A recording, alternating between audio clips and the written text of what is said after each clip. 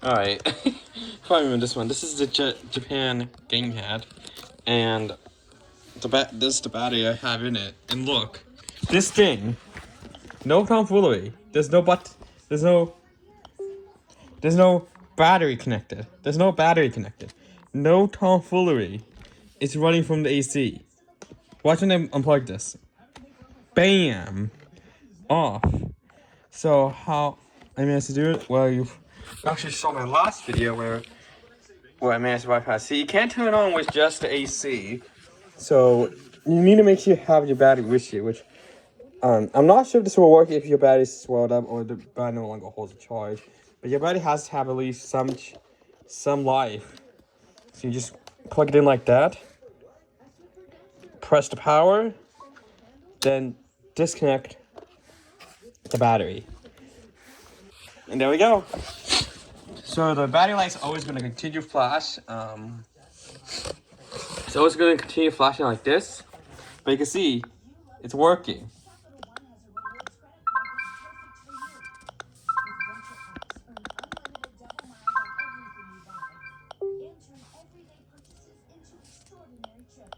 You see, it works.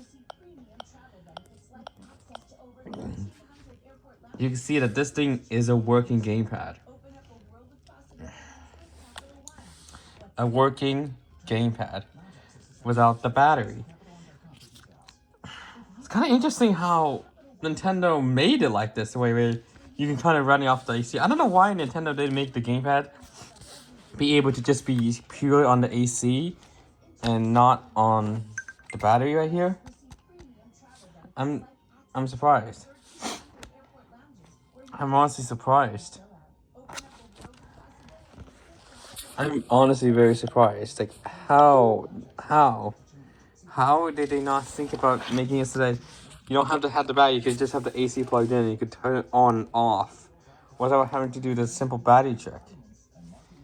Because then they would have gotten a lot more money, because then you could just buy the charger itself and just plug it into the gamepad and have it pure on AC. Now, on the kiosk demo systems, they don't actually do this method.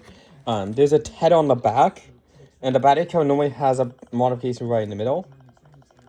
So how it works is that there will be a cable coming here, and it'll be coming through a circuit that comes with this part here, and when it does, it has this battery connector that connects to the gamepad itself.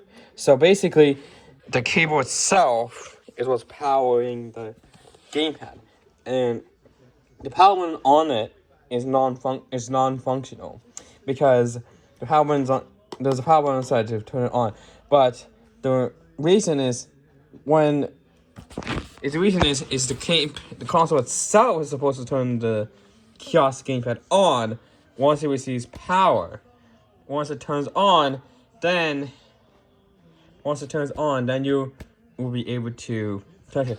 Now, also the cable will also have the antenna for the Wi-Fi to connect over to the kiosk gamepad as well. So I'm not quite sure why Nintendo never decided that this was necessary. But then again, there's not really a way to like anchor it down like that. Like it would be tethered to the kiosk, but when people unplug it and it goes off, plug it back in. If Nintendo did make it so that you can turn it on with the AC, then yeah, you could get. But then it could be money's worth. So, but you can see doing that trick gets the gamepad on, which is kind of interesting. Purely on the AC. Purely on AC. Kind of interesting how they did it. Really interesting. Because if we get not enough batteries, you're able to disconnect the battery while the charger is plugged in to be able to get the gamepad to stay on.